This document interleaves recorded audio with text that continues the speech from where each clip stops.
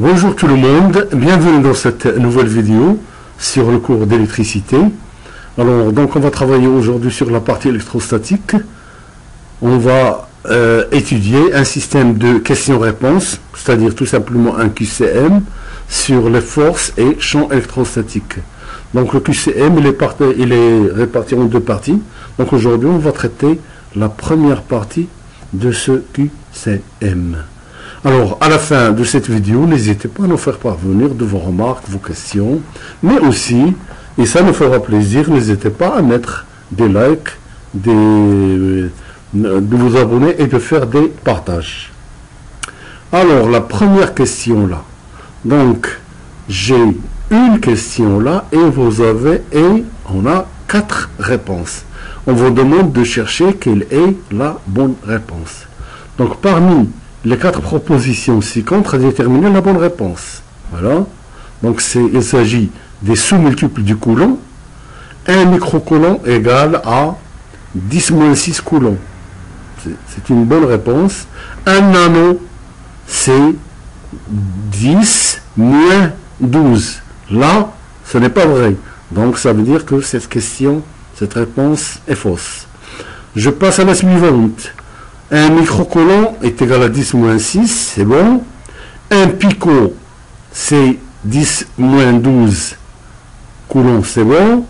1 nano, c'est 10-9 coulombs, ou c'est bon. 1 femto, c'est 10-15. Donc, ça, c'est une bonne réponse. On va voir les autres. 1 nano, c'est 10-6, c'est bon. 1 picot, c'est 10-12, c'est bon. 1 femto, c'est 10-9, donc c'est là. Il y a une erreur là, c'est faux, donc ce n'est pas une bonne réponse. Et enfin, 1 nano, c'est 10-6, c'est bon. 1 picot, c'est 10-12, c'est bon. 1 microcoulomb, c'est 10-9. Donc là, c'est faux. Ce n'est pas 10-9. Donc cette question est fausse. Donc ce n'est pas la bonne réponse. Finalement, la bonne réponse, c'est le petit B. Alors de même, on va passer à la question suivante. On a 2 charges ponctuelles, voilà une première charge et une deuxième, QA et QB qui sont alignées. Il y a une distance D entre les deux, voilà. Désigner parmi ces 4 cas la configuration correcte. Eh bien voilà, j'ai première charge A, B et sont alignées. La présence des 2 charges comme indiqué là, et bien là, la charge A va exercer une force F de A sur B. Et de ce côté-là, là, la charge B va exercer une force sur la charge A. De même pour les autres. Alors on vous demande quelle est la bonne configuration. Voilà. Donc le premier cas, on vous dit que, vu le sens des forces là, est-ce que ça correspond à QA et QB sont du même signe? Non, ils ne sont pas du même signe. Parce qu'on sait que lorsque 2 charges sont du même signe, ils se repoussent. S'ils se repoussent, on doit avoir des forces divergentes. Je passe au petit B. Voilà. Le sens des forces, est-ce que ça correspond à QA et QB neutres? Eh bien, si QA et QB sont neutres, on ne doit pas avoir de force d'attraction électrique entre les deux. Donc, mauvaise réponse. Troisièmement, vous avez, voilà, les forces sont convergentes l'une vers l'autre, QA et QB de signes opposés. Oui. Ce cas-là est bon, parce que si la charge ici est plus et là est moins, je vais avoir attraction. Si celle-là est moins et celle-là est plus, je vais avoir attraction. Donc, cette configuration de force comme indiqué là correspond bien au fait que QA et QB sont de signes opposés. Le quatrième cas, voilà, c'est un cas quelconque. Si on regarde les forces, ça correspond à QA et QB de même signe, mais comme on vous dit ici autre réponse, ça veut dire que donc la bonne réponse finalement c'est le petit C. Donc ça veut dire ça c'est quelconque. À la troisième question, toujours, il s'agit de deux charges QA, QB, distance de D, etc. Alors quelle est la bonne configuration là? Donc ici, j'ai convergence des forces. Ça veut dire c'est un phénomène. Est-ce que c'est un phénomène de répulsion? Non. Donc c'est une fausse réponse. Là, les deux forces ont le même sens. Donc ça n'a pas de sens. Ici, est-ce que ça correspond à l'attraction? Non. Ici, voilà, les forces ont le même sens. Ce qui n'a pas de sens. Est-ce que ça correspond à l'attraction? Non. Ici, les forces sont divergentes. Celle-là va là et l'autre, elle va là. Donc, il correspond bien à la répulsion. Ça veut dire que là, on est en présence de charges de même signe. Donc, la bonne réponse, c'est le petit D. Alors maintenant, la quatrième question, soit deux charges ponctuelles QA et QB placées respectivement au point A et P, et on cherche à déterminer le champ résultant au point P. Voilà deux charges, là, et chaque charge crée un champ électrique au point P, et on cherche quelle est la bonne configuration. Le premier cas, ma charge QA est négative. Si elle est négative, il va créer un champ convergent vers la charge, ce qui n'est pas le cas. Donc, ça veut dire, ça, ce n'est pas la bonne réponse. Ici, QB est inférieur à 0, cette composante, elle est bonne, mais celle-là, elle est fausse.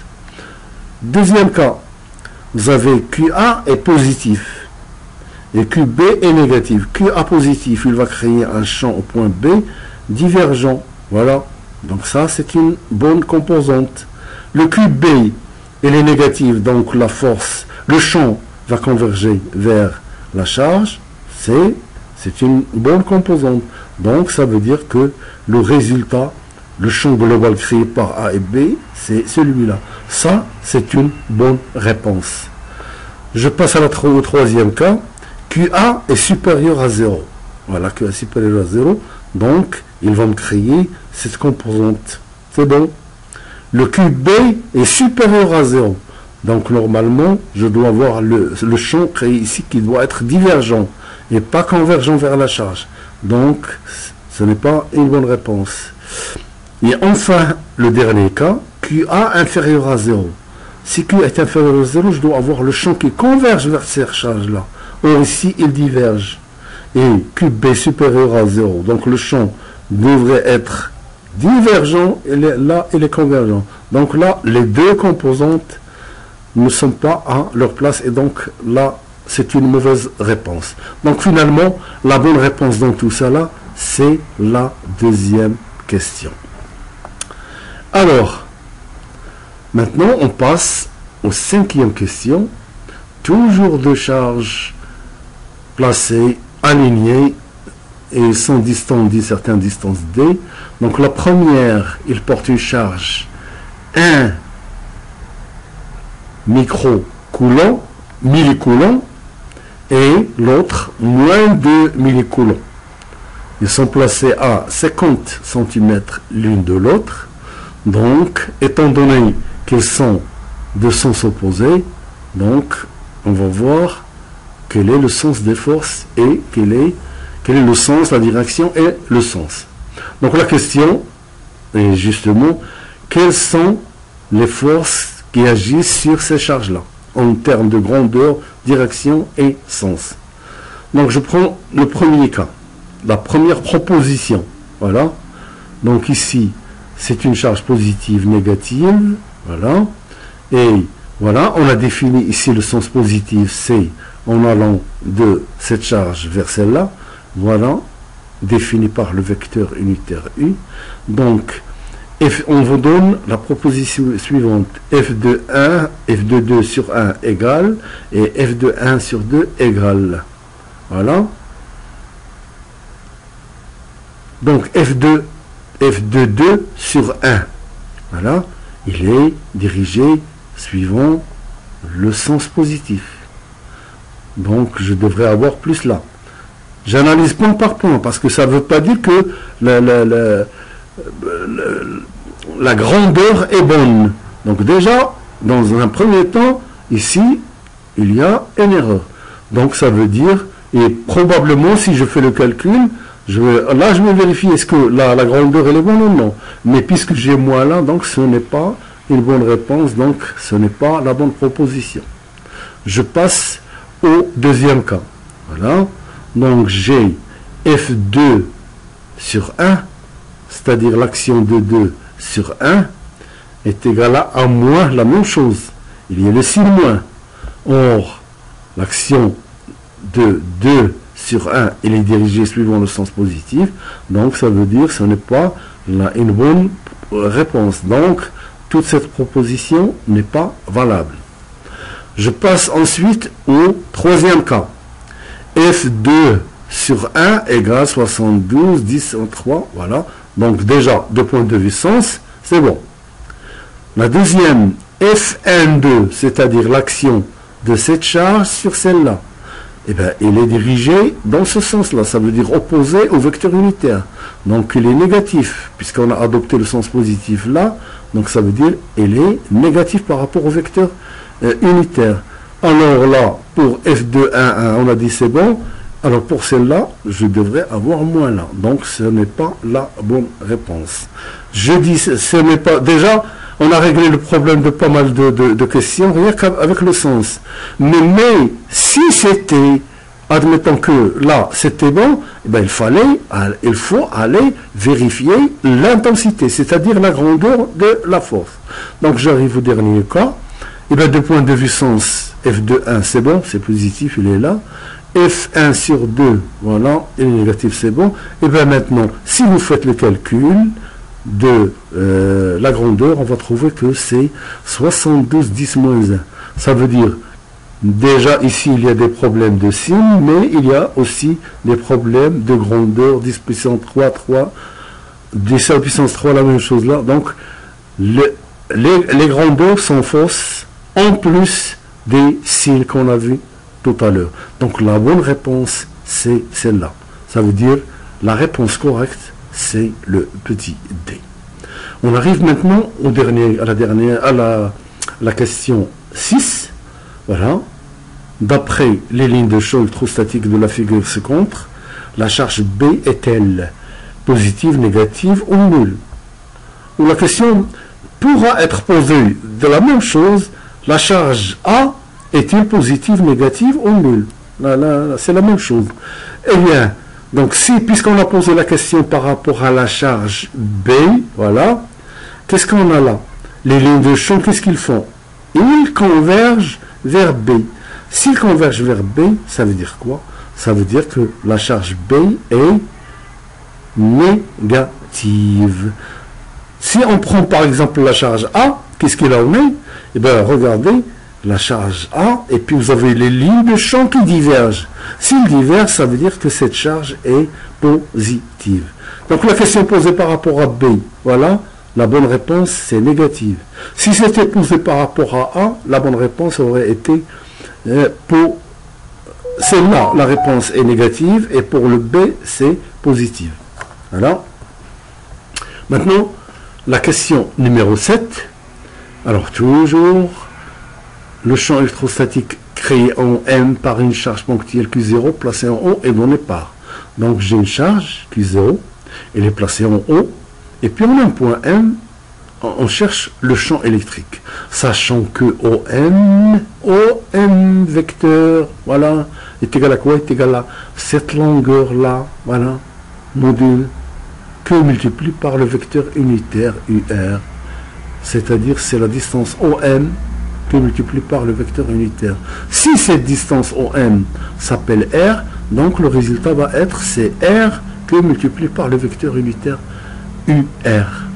Alors maintenant, et puisque on a cette relation-là, ça veut dire que le vecteur UR, voilà, il est défini par quoi? Eh bien, c'est le vecteur OM divisé par la distance OM. Ou bien, pardon, le vecteur UR, c'est le vecteur OM divisé par la distance OM. Et comme OM est égal à R, donc ça veut dire c'est le vecteur OM divisé par R. Voilà. Alors maintenant, voilà les 4 propositions. Laquelle correspond à la bonne réponse? Eh bien, E égale 1 sur 4 pi epsilon 0, Q0 sur RUR. Où est l'erreur là? C'est la distance au carré. Ici, on a la distance simple. Or, dans la définition du champ électrique, c'est la distance au carré. Donc, ce n'est pas la bonne réponse. La deuxième, ici, c'est quoi? C'est 1 sur 4 pi epsilon 0 Q0 sur R3. OM. La distance, normalement, ici, c'est au carré. Mais comme on a OM, voilà,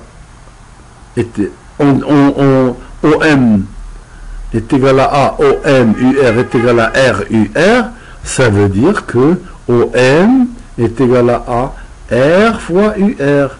Et comme j'ai R et R3 en bas, donc ça va simplifier pour devenir R carré, et je vais avoir 1 sur 4 pi epsilon 0 Q0 sur R carré UR. Ça, c'est une bonne réponse. Donc cette réponse, elle est bonne. Alors pour les autres, la même chose, j'ai 1 sur 4 pi epsilon 0 Q0 sur R carré OM. Eh bien, OM est équivalent à R fois UR. Je vais avoir R au numérateur R carré là, ça va simplifier. Je vais me trouver comme dans ce cas-là. Dernière réponse, voilà, 1 sur 4 pi Q0 sur R carré OM. Donc déjà ici, on a une erreur là, parce que OM c'est R UR. Ça va simplifier, ça va devenir Q0 sur R. Et en plus, ici, il me manque le epsilon 0.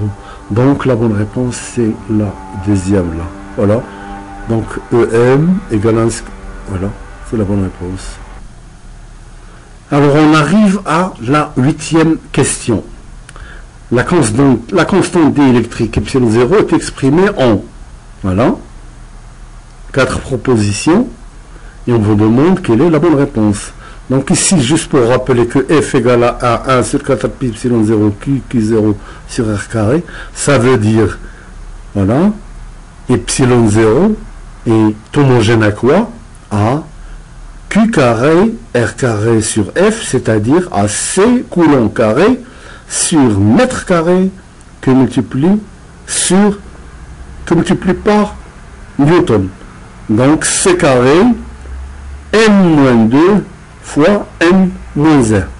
Alors, donc qu'est-ce qu'il en est pour la première proposition? Donc ce n'est pas une bonne réponse, puisque c'est normalement c'est M-2, N-1. Pour la deuxième réponse, c'est C carré, coulomb carré, oui, N-1, mais là, il faut que ce soit M-2.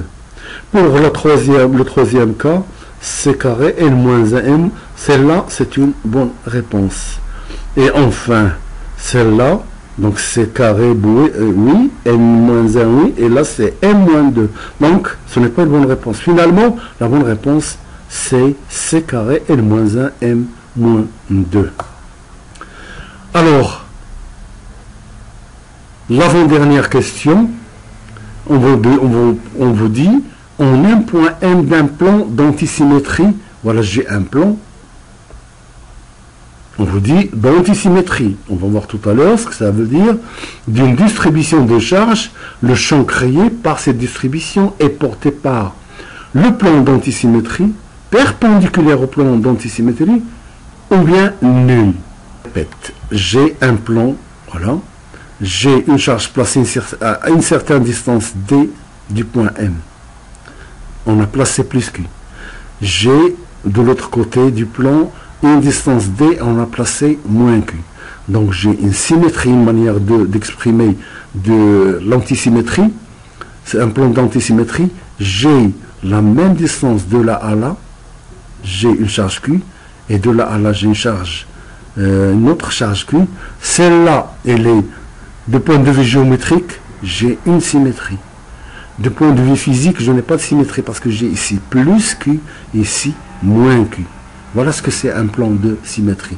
Alors maintenant, on vous demande, est-ce que le champ résultant créé par cette distribution est porté par le plan de symétrie, c'est-à-dire le champ résultant se trouve confondu avec le plan de symétrie, ou bien perpendiculaire à ce plan, ou bien il est nul.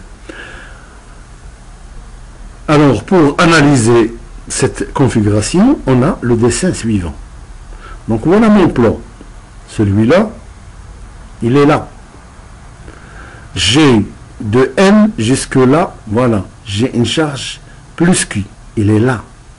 Et là, de là à là, j'ai moins Q. Donc au point P, j'ai plus Q, point P', j'ai moins Q.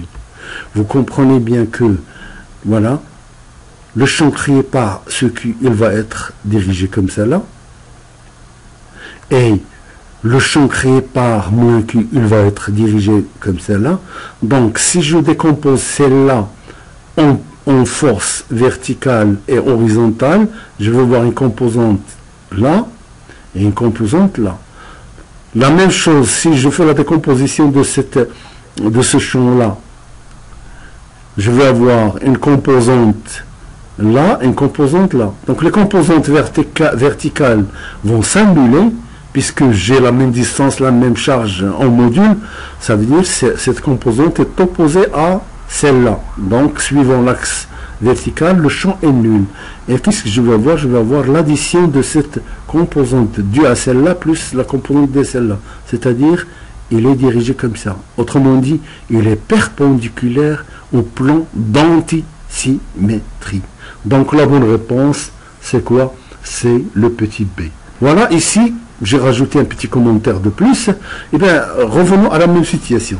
J'ai le même plan, voilà, et j'ai la symétrie géométrique, voilà, là et là. Et j'ai, comme j'ai dit, une manière d'expliquer, la symétrie physique, c'est-à-dire j'ai plus Q et plus Q. Eh bien, si je regarde cette situation, par exemple, de ce côté-là, voilà le plan là, il est là, il est vertical, ça veut dire que mon plus Q, il est là, et l'autre plus Q, il est là. Donc, ce plus Q va créer un champ comme ça, celui-là, il va créer un champ comme ça, là, voilà.